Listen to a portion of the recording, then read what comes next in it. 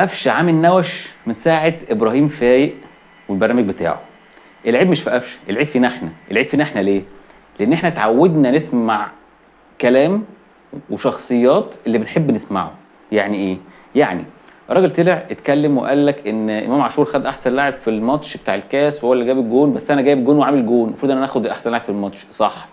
اتكلم اللعيب ناقص فني، زي كهربا مثلا، بس ماشي اسماء طبعا، زي كهربا بيعمل ترند واي كلام علشان جسمه يتقال. صح.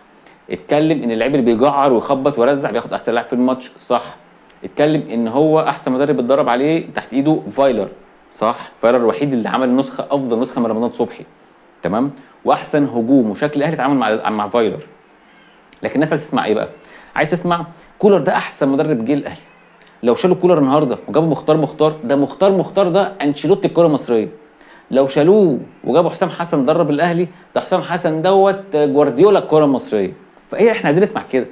احنا عايزين نسمع اللي هو انا من صغري وانا زملكاوي، ده انا اتفطمت اهلاوي، ده انا اتولدت اسماعيلاوي. احنا عايزين نسمع الكلام ده، مش عايزين نسمع الكلام الصح. عايزين نسمع النمر والضحك على الدقون والثلاث اربع وشوش والكلام ده كله.